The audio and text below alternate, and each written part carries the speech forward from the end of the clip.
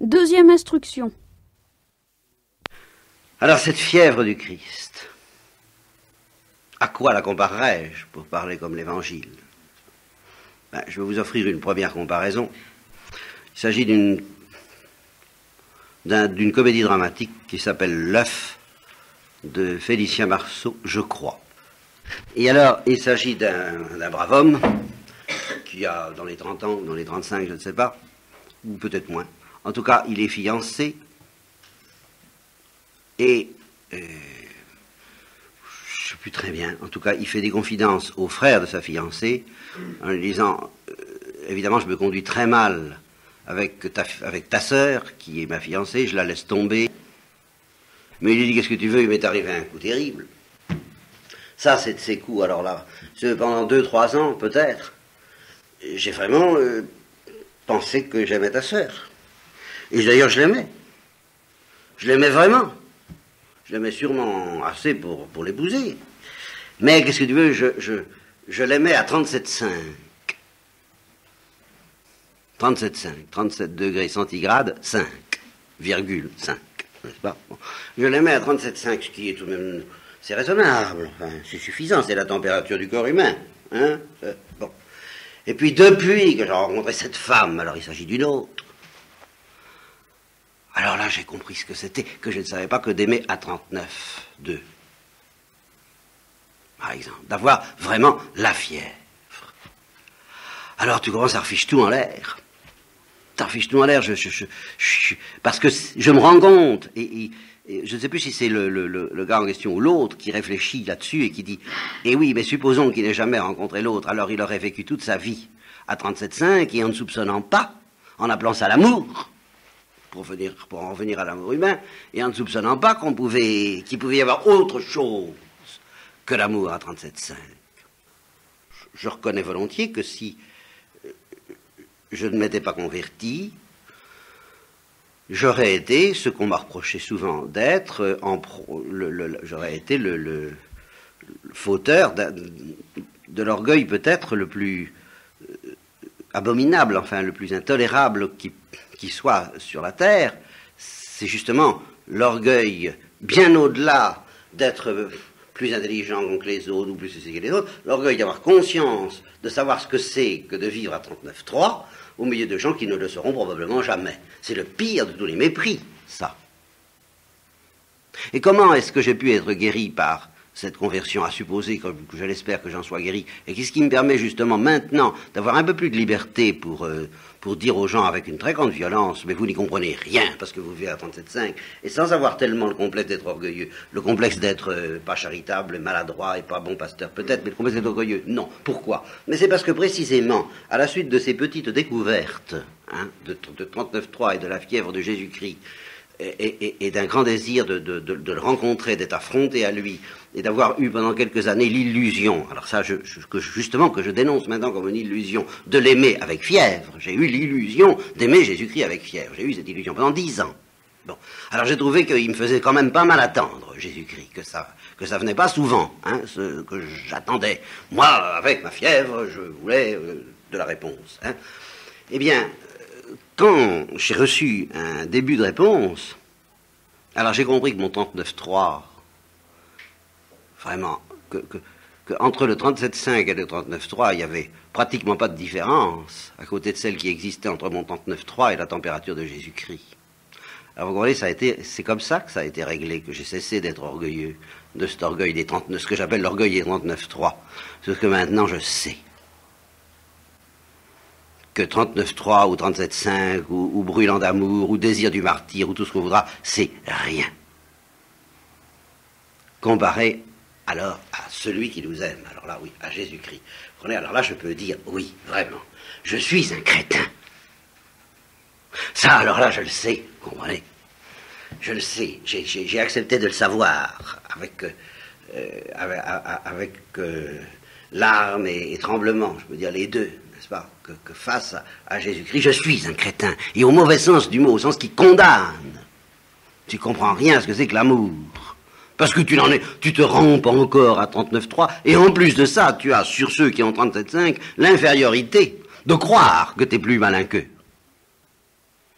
que tu en sais plus que dans le domaine de l'amour. Alors c'est pire. Eux, au moins, c'est des braves gens. Tandis que toi, avec tes prétentions à 39.3, tu es purement et simplement odieux. Donc, voyez que, comme le dit Marcel Proust à propos du rêve, il dit « Ce qui nous guérit du rêve, ce n'est pas moins de rêve, c'est plus de rêve, c'est tout le rêve. » À l'instant, je pourrais dire ce qui nous guérit de l'orgueil, d'être plus malin que les autres au point de vue affectif, hein, au point de vue de l'amour, au point de vue de l'intelligence de l'amour, au point de vue de la saveur des choses mystiques, justement. Ce qui nous guérit de tous les dangers de cette terrible, les pires de tous, n'est-ce pas, le danger des cathares, le danger des jansénistes, le danger de tous ceux qui, de tous les spirituels, de tous les parfaits, de tous ceux de tous les surréalistes. Car c'est la même chose.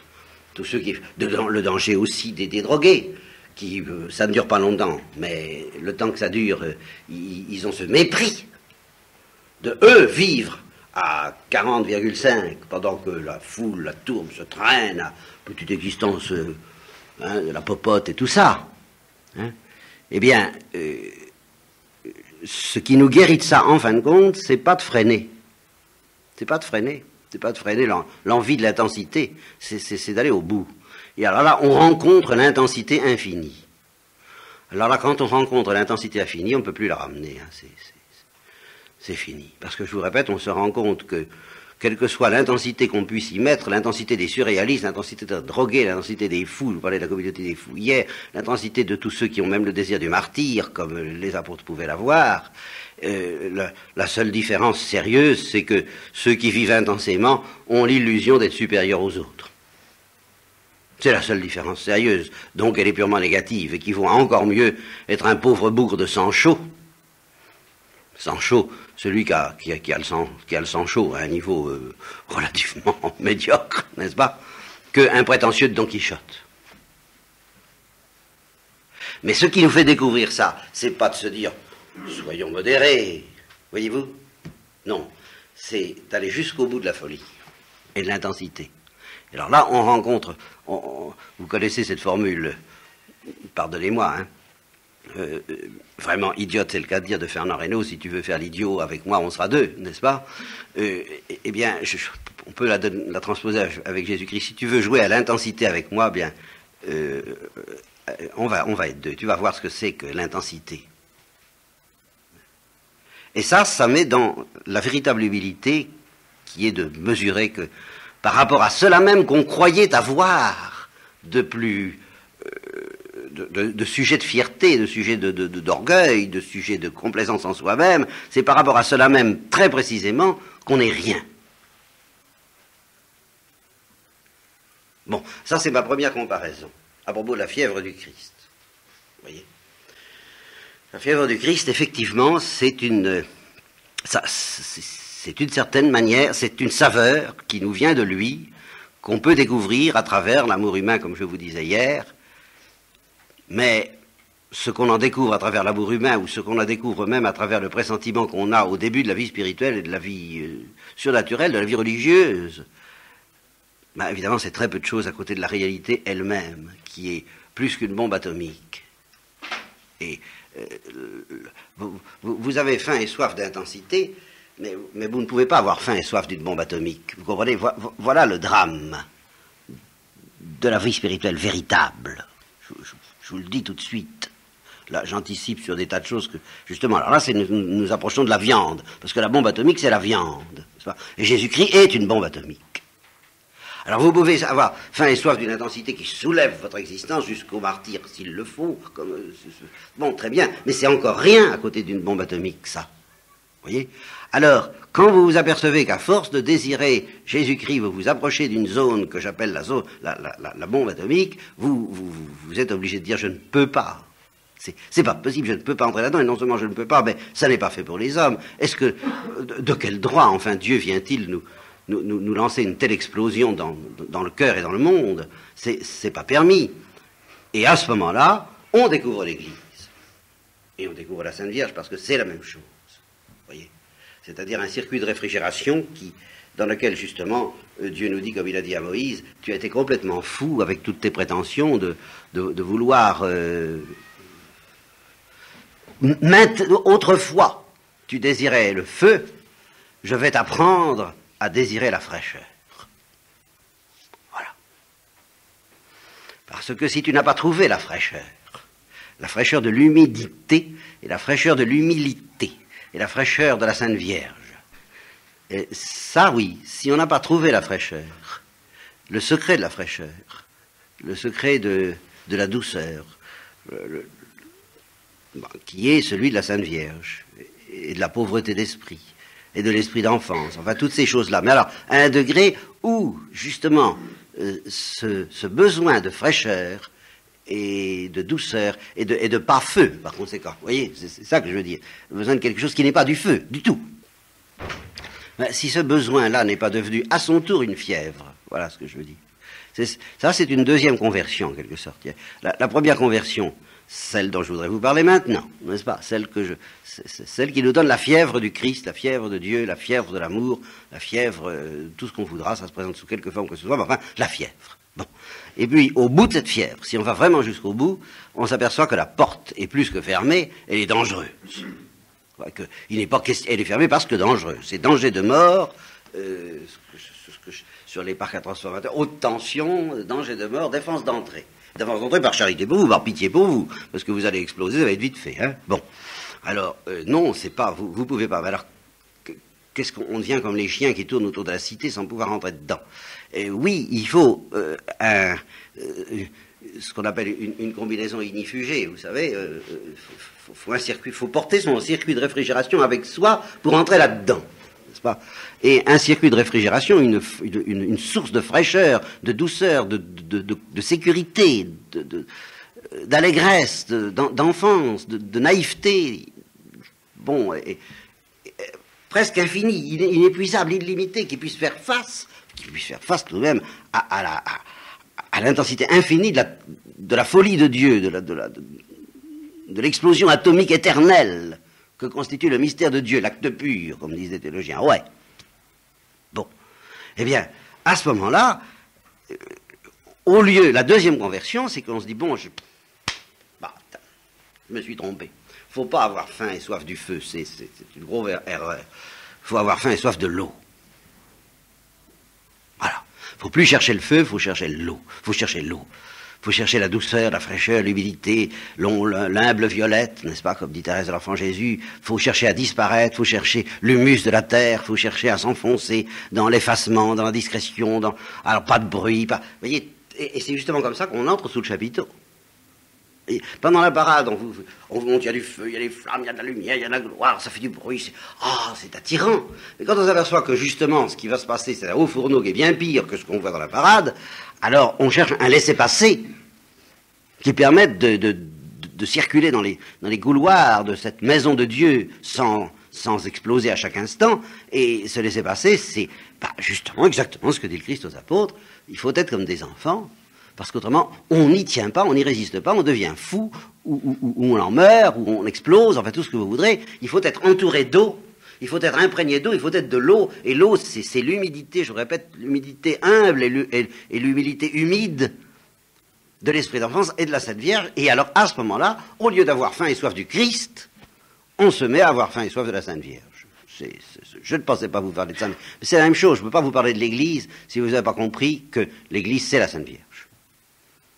C'est la Sainte Vierge qui se monnaie de différentes façons, mais qui est vraiment celle qui assure le circuit de réfrigération, la protection, la sécurité. Consigne de sécurité. Voyez, on met tout le temps ça, si vous voulez. Ah, évidemment, il y a des gens qui acceptent de vivre dans les bois, dans une petite cabane, et qui n'ont pas du tout envie d'aller voir des usines atomiques ou des choses... ou des fusées interplanétaires. Alors, bon, ceux-là, ils vivent médiocrement, ils ne sont pas la fièvre du Christ, si vous voulez, bon, très bien. Mais ceux qui ont envie de faire le voyage, on leur dit, d'accord, mais avez-vous bien appris vos consignes de sécurité? Et à ce moment-là, on finit par avoir, je vous répète, faim et soif de ce qui va nous donner cette sécurité plus que du feu. Bon, alors ça, c'est la deuxième conversion. Je ne pense pas vous en parler, mais ça, ça vient comme ça. Seulement, voyez comment, justement, ça vous permet de comprendre un peu mieux mon problème encore. Parce que, au fond, je voudrais vous parler de la Sainte Vierge. Mais comment parler de la Sainte Vierge à quelqu'un qui n'a pas la fièvre du Christ? Vous voyez, c'est pas possible. Et qui n'a pas commencé à réaliser que ça peut être dangereux. Mais c'est pas possible. Ou alors vraiment, ça devient vraiment de la guimauve, au très mauvais sens du mot. Vous comprenez, un circuit de réfrigération sans feu. Et ben voilà ce que c'est que la Sainte Vierge pour beaucoup de gens. Alors c'est pas intéressant, ça signifie rien. Donc il faut quand même que je vous parle d'abord de la fièvre du Christ, et ce qui m'amène à une deuxième comparaison. Mais vous saurez que derrière les comparaisons redoutables que je vais employer, spectaculaires et un peu affolantes peut-être, ben justement il y a comme réserve de sécurité cette deuxième conversion que je proposerai à ceux qui commenceraient à avoir peur et par conséquent à comprendre. Vous voyez, il y a ceux qui n'ont même pas le désir. Il y a ceux qui ont le désir mais qui n'ont pas peur. Ben, ils n'ont pas compris encore. Il y a ceux qui ont le désir et la peur. Les deux. Parce que ceux qui ont peur sans avoir le désir, il y en a aussi. N'est-ce pas? Ils sont assez fins et assez malins pour dire « oh là là ». Hein, j'en connais. Et alors, ceux-là, ben, ils se disent pas trop s'y frotter. Oui. Il faut quand même avoir le désir. En même temps que la peur. Mais alors, celui qui a le désir et la peur, alors celui-là comprend.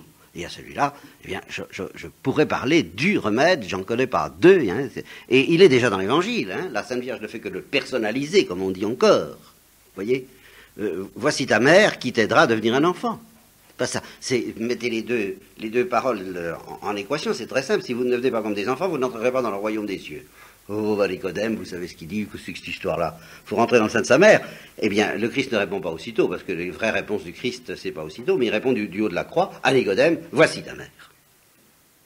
Voilà, celle dans le sein de laquelle tu dois en effet rentrer, si tu veux entrer dans le royaume des cieux. Parce que c'est le circuit de réfrigération. Et qu'il n'y a pas moyen de faire autrement, vu que c'est une bombe atomique. Alors, c'est clair. Bien.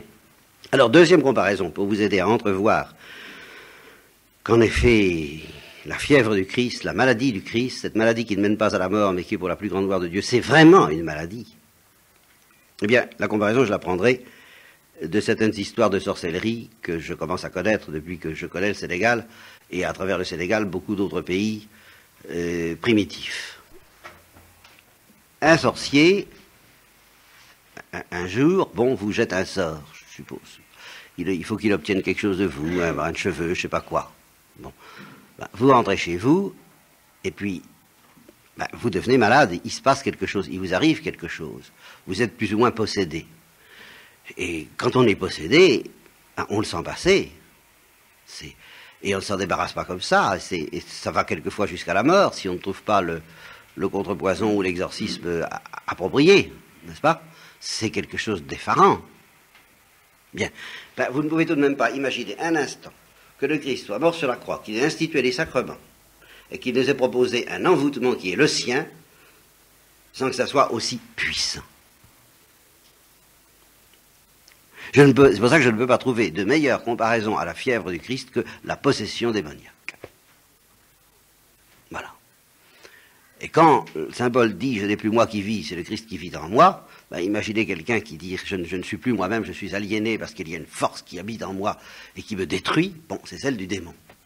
Eh bien là, un vrai chrétien dira je ne suis plus moi-même, je suis dans une certaine mesure aliéné parce qu'il y a une force qui est en moi et qui détruit ce que j'ai de mauvais, mais auquel je tiens. Et par conséquent, je suis tenté de dire parfois qu'elle me détruit tout court. Pour me reconstruire, oui, il paraît. Mais il y a des moments où je le sens, il y a des moments où je le crois sans le sentir, puis il y a des moments où je ne le crois pas. Parce que je me sens purement et simplement détruit, et puis c'est tout. Je me sens possédé, aliéné, désapproprié de moi-même. J'ai consenti à ce qu'il entre chez moi, et c'est terrible. C'est vraiment terrible. C'est un feu intérieur. Mais c'est un feu qui n'est pas toujours drôle. Alors, bien entendu, je pourrais faire... Il y a des phases de consolation, je pourrais les évoquer. Elles sont normales, remarquez. Il y a des fiançailles avant le mariage. Et normalement, si nous n'avions pas un psychisme aussi détraqué que la plupart du temps il est, normalement, avec un psychisme pécheur, disons, à moitié détraqué, quoi, comme tout le monde, hein, comme nous devrions être, eh bien, normalement, les fiançailles devraient se marquer par une période où on se sent hors de soi, mais heureux. Et heureux comme il n'est pas permis de l'être, comme... Et je crois pouvoir dire qu'en un sens, personnellement, j'ai connu des mois comme ça, plus que des mois, en un sens, avec des hauts et des bas, avec des persécutions, avec des anxiétés, avec des inquiétudes, avec tout ce que vous voudrez, mais tout de même, le sentiment très concret, très tangible, mais indiscutable, il n'y a pas besoin d'avoir la foi, d'être habité par quelque chose qui, comme dit Thérèse d'Avila, les mondains peuvent aller se promener avec leur plaisir, ils n'ont pas, vous voyez, cette espèce de mépris, là, justement, du 39.3, hein, leur plaisir, c'est du plaisir à 37.5, c'est Thérèse d'Avila qui le dit, c'est de la gnognotte, à côté de ce que nous connaissons dès ici-bas, elle insiste. Comme fièvre de bonheur, comme fièvre d'amour, comme fièvre d'illumination, de tendresse, de douceur, d'exaltation, d'extase, si vous voulez. Bon, ça, c'est la phase normale, elle n'est pas obligatoire.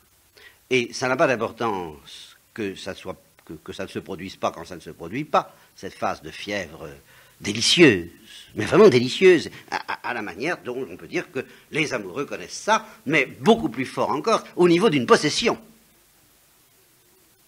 Et une fièvre amoureuse au niveau d'une possession. D'ailleurs, les filtres d'amour, ben, c'est ça. Bon, ben, imaginez en effet quelqu'un qui est hors de lui, en vertu d'un filtre de ce genre, mais d'une manière amoureuse. Ben, c'est ce qu'on éprouve à l'égard du Christ, ou de la Trinité, ou de la Sainte Vierge pour certains, peu importe. Enfin, à l'égard, disons, de ces gens-là, n'est-ce pas, et à l'égard de lui.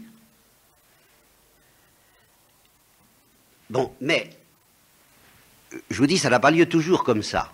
Effectivement, ça n'a pas lieu toujours comme ça. Et j'ajoute, ça n'a pas d'importance. Pourquoi ça n'a pas d'importance? Parce que cette première phase n'est que une petite amorce, c'est pas encore la bombe atomique. Vous comprenez? Quand même. C'est pas l'explosion véritable de l'être en Dieu. C'est pas ce que j'ai appelé basculer dans la gloire dans mon jargon de théologien. C'est pas encore ça, quoi. C'est la parade. C'est la parade, mais la vraie parade, celle que le Saint-Esprit lui-même danse, c'est la sarabande qui danse au fond de notre cœur pour nous dire, viens, vois comme je t'aime, sens comme je t'aime, éprouve comme je t'aime, goûte, savoure, tu vois bien, tu te rends compte que c'est autre chose que tout ce que les créatures peuvent te donner. Alors n'hésitez pas, n'est-ce pas, comme disent les camelots, n'hésitez pas, mesdames, n'hésitez pas, messieurs. Bon, alors c'est la parade, mais ça dure pas la parade. Et un moment vient où, si j'ose dire, après cette période qui peut durer des années, ben, on va commencer à passer aux choses sérieuses. Jusqu'à présent, dira l'époux divin, j'ai tourné autour de toi en chantant mon amour, maintenant il faudrait peut-être que je te prenne dans mes bras. Et évidemment, tu sentiras surtout au début l'immobilisation. Et puis tu ne pourras plus me contempler, parce que quand on est trop près de quelqu'un, on ne le voit plus.